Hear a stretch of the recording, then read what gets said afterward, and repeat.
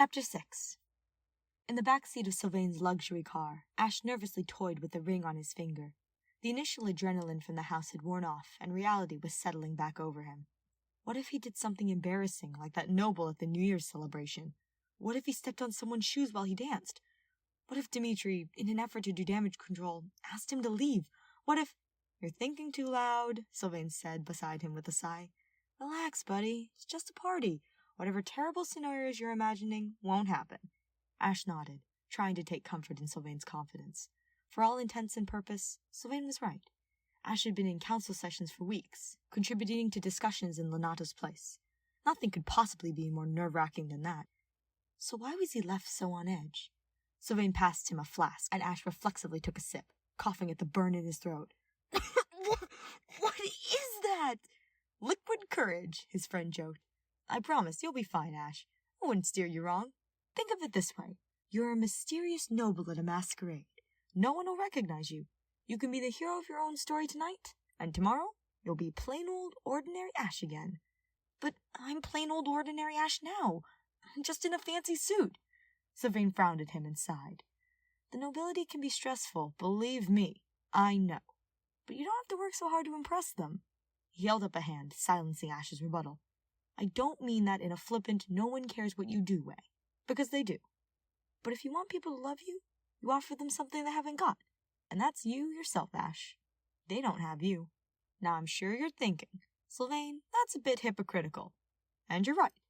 But I also know that noble confidence isn't won overnight, or in the backseat of a Lexus. So take it one day at a time. Tonight, you're behind a mask. Tomorrow, maybe not. What have you got to lose?" Ashe hummed, considering Sylvain's words. "Maybe you're right," he admitted, taking another cringy swig from the flask. "And it's just one night." He nodded, determination flaring in his eyes. "All right, I can do this." Sylvain grinned, eyes mischievous like a fox. "That's the spirit." The car made a turn and began to slow, crawling ever closer to the lights and sounds at the palace. Along the drive, there was a cacophony of sound and motion. Cameras flashed, and people laughed as they tried to guess which guests were arriving. Sylvain pocketed his flask and smoothed his jacket. "Shall we?" Ashe tied his mask behind his head, making sure it wouldn't budge, then took a steadying breath and nodded. The car came to a stop, and the valet opened the door, welcoming Ashe to a new world, with bright lights and a magic of its own. After showing their invitations to the guard at the door and going through the numerous security checks, the pair made their way down the grand entryway towards the ballroom. The palace had been decorated from floor to ceiling in lights, flowers, and bunting.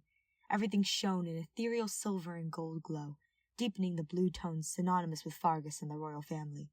It was a simple extravagance, managing to make the entryway feel warm and full, yet not overbearing.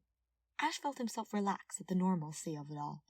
Near the threshold to the ballroom, Sylvain tapped Ashe on the shoulder, his gaze drawn down the corridor. "Go on ahead. I'll catch up with you in a minute," he said, leaving Ashe alone. "Wait, Sylvain!" Ashe called after him, but it was too late. With a sigh, he turned back toward the ornate archway looming in front of him. Steeling himself, he took a breath and entered the ballroom. Ashe looked around in awe, taking in all the sights and sounds of the ballroom, the party in full swing. Giant chandeliers hung from the ceiling, casting the ballroom in an angelic glow. In the center of the room, couples and pairs were gliding around the dance floor in time with the orchestra. "It's almost like a dream," Ashe thought as he made his way through the crowd. He moved through the throng of people, keeping an eye out for a familiar face. Maybe he'd be able to find Felix until he met up with Sylvain again. As he walked, he felt eyes follow him, not unlike the lords in their council room on the first day. Were they staring at him? He took a glass of champagne from a passing waiter to give his hands something to hold on to. "Who could that be?" someone whispered as he passed. "I don't know. Could they be from Adrestia?" another suggested. Ashe smiled nervously at those who met his gaze, though no one stopped him or questioned his attendance. It looked like Sylvain was right. No one recognized him. No one knew who he was. Eventually, he came to a stop in the corner of the ballroom, near one of the grand columns, just watching the other guests move about. Hopefully, he was in a spot where his friends could easily find him, yet out of the way enough to not really draw attention. He watched as women in full gowns and men in dashing suits moved seamlessly around the dance floor and other revelers. As he looked around, he noticed guests staring at him, looking quickly away as he saw them. For some reason, he was the gossip of the party, and he didn't know why. Deciding to ignore it as best he could, he took a sip of champagne. "Excuse me, sir?" Ashe startled, luckily not spilling his drink. A woman in a beautiful red ball gown and feathered black mask stood to his right, smiling and chuckling at him. "Oh dear, my sincerest apologies. I didn't mean to startle you." "Oh no, that's all right," Ashe responded. "I was lost in my thoughts. How can I help you?" The woman laughed again. "Sir, I was wondering if you were here with someone this evening. And, if you're not, and it's not too bold of me, to ask if you would like to share a dance." Ashe felt the heat rise in his cheeks. This woman was asking to dance with him. "You can be the hero of your own story tonight," Sylvain's advice came back to him. At that moment, he made a decision. Waving down a waiter and handing off his champagne flute, Ashe turned back to the woman and bowed deeply. "My lady, it would be an honor to escort you in the next dance, though, I will admit, I'm a bit out of practice." She laughed again. Ashe noticed a blush rising on her cheeks as well. "I'm sure we'll have a fantastic time." The orchestra played their final notes as Ashe held out his arm to lead the woman to the next dance. One dance led to another, and before he knew it, Ashe had lost count of how many partners he'd shared the floor with. His legs felt like jelly and his voice was dry and cracking, in need of a glass of water. As the song concluded, Ashe bowed to his partner, an older gentleman from one of the northern territories, and excused himself from the dance floor. At the edge of the room, he found an empty table and took a seat, asking a passing waiter for a glass of water. Looking out over the crowd as he waited, he wondered where Sylvain and Felix were, promising to look for them after his break. A flute of champagne appeared in front of him. "Oh, I asked for—" He turned and stopped, watching as a man sat next to him. Prince Dimitri, dressed in royal regalia, sapphire eyes hidden behind a mask. The prince's profile was unmistakable.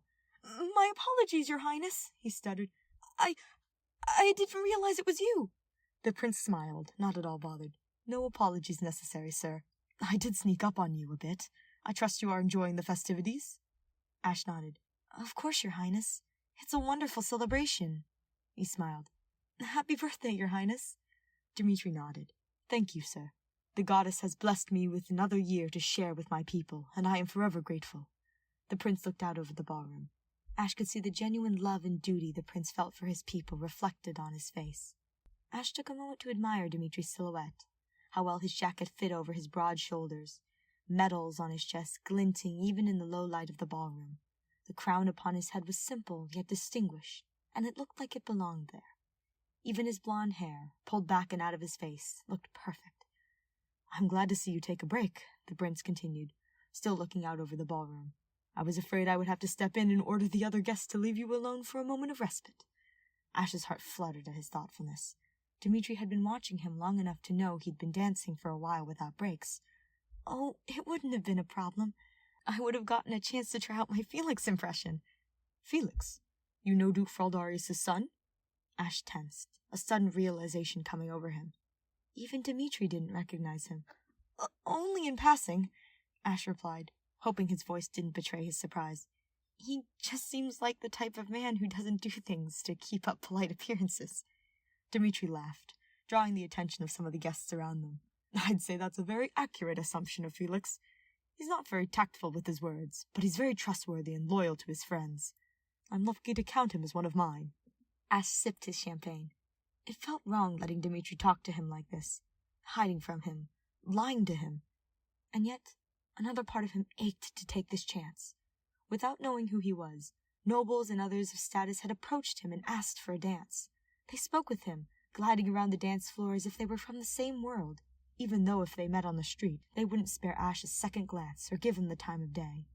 He would always be plain, ordinary Ashe Ubert, adopted son of Leonardo Gaspard, an orphan without a family, without a home, plucked from the streets and given a second chance. But for tonight, he could be someone entirely else. He could be something more. You can be the hero of your own story tonight. The orchestra prepared another tune, and Ashe affirmed the decision he'd made earlier in the evening. Next to him, the prince stood from his seat and offered his arm to Ashe. "Would you humor me for a dance, sir?"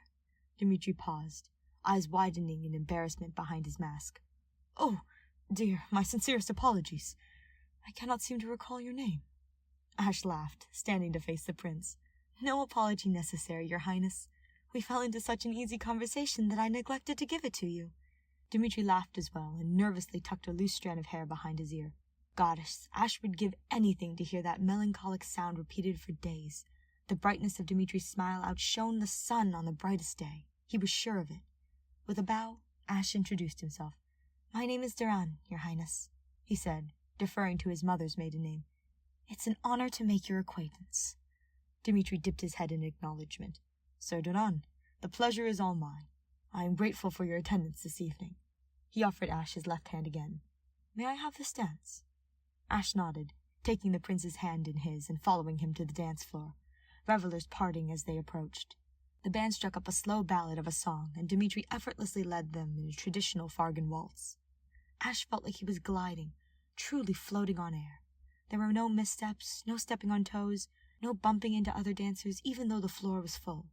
When Ashe looked around, he noticed the party had almost stopped, eyes glued to his dance with the prince. His nerves built up again, and he let out a shaky breath. "Look at me." Ashe's eyes were drawn back to Prince Dimitri, who spoke with such care and softness, despite the command. "Pay them no mind," the prince said. "For now, it's just the two of us." With a nod of warning, the prince spun Ashe away, then pulled him back into his arms, effortless and graceful. Coming back into his arms, Ashe felt the nerves disappear, and he relaxed into Dimitri's strong embrace, and the rest of the world melted away. After what felt like hours, they left the dance floor, Dimitri leading them out of the ballroom and into a small sitting room attached to the main hall. From the corner of his eye, Ashe saw Dudu following them, taking up guard just outside the door, a silent shadow, never too far away from the prince should he need aid. "I hope you won't think me too bold, Sir Duran, stealing you away from the celebration like this," Dimitri said, motioning for Ashe to take a seat next to him on a plush couch. "Not at all, Your Highness," Ashe responded as he sat. "I'm quite honored, in fact, that you wish to share your time with me." A servant entered, setting down a pitcher of water and glasses, pouring one for each man before bowing slightly and leaving them alone again. "Nonsense, the honor is all mine." The prince reached behind his head, untying his mask and setting it on the side table. "If I may, sir, I was quite taken with you in the ballroom. Your eyes, they are even more striking in this light." He'd flared on Ashe's cheeks. "Your Highness," he said with a playful laugh, "are you flirting with me?" Dimitri laughed as well. "I suppose I am, if you are amiable to such a thing." "I am," he whispered. "As am I." The prince moved closer. "May I?" He reached his hands and placed them behind Ashe's head, beginning to work on untying the knot of the mask. Their faces were so close together, Ashe wasn't sure what would happen first, his unmasking, or would the prince close the distance between them. The clock in the sitting room struck the top of the hour, and Ashe startled, shoving Dimitri away. "Oh, goddess, I'm sorry." No, that's all right. I forgot my place." The chiming of the clock slowed and eventually stopped. "Midnight?" Ashe asked, turning to the clock to see for himself. "It appears so," Dimitri said, backing away from Ashe to give him some space. Ashe sat frozen, his heart thundering loudly in his chest. His mind was a hurricane, as if a spell had been broken, or as if he'd woken from a dream. He was no longer a knight from a storybook. He was Ashe again, and he began processing the events of the last few hours. He was at Dimitri's party. He had danced with nobles and influential people of the capital. He had danced with the prince. He was alone with the prince. He had almost kissed. I guess it's true that the time flies. "I have to go!" Ashe stood quickly and turned towards the door. The prince stood as well and grasped Ashe's wrist. "Go? No, wait!" Ashe was stopped by Dimitri's strength. He turned to face the prince, eyes wide. "I'm sorry, Your Highness, but you don't understand." "Sir, please, I apologize for my actions tonight. They are unbecoming of a man of my stature." No, that's not it, Your Highness." He tugged his arm, trying to free himself from Dimitri's grasp, voice rising in urgency. "I had a wonderful evening, truly, but I must go. Now. Please. Wait. When may I see you again?" Ashe looked into the prince's eyes. "Tomorrow," he wanted to say. "Any day you like, Dimitri." Ashe's own eyes filled with tears as he knew what his answer must be. "Never." The prince stared, dumbfounded, loosening his grip enough for Ashe to pull away and run out of the sitting room. He ran down the main corridor, past servants and guards, and down the steps. Looking around the drive, he spotted a luxury taxi and hopped in. "Drive!" he told the driver before they could ask his destination. "Please, hurry!" Without question, the driver began pulling away from the curb and down the long driveway to the main street. Ashe risked a glance back towards the palace. He saw Dimitri standing where the car had been, watching them drive away. Ashe began to settle when the drive merged into capital traffic, thick with revelers having their own celebrations. He gave the driver directions to the house, then removed his mask and wiped at his eyes. With a shaky hand, he felt for his ring, something to help him calm his nerves and stay his panic. With a gasp, he realized his ring was gone. Oh no! Ashe patted his pockets, checked the seat and floorboards of the car. Finding nothing, he thought back, considering how he may have lost it. Clenching his fist, he realized there was only one explanation. The ring must have come off when he pulled away from Dimitri. The prince had it. What have I done?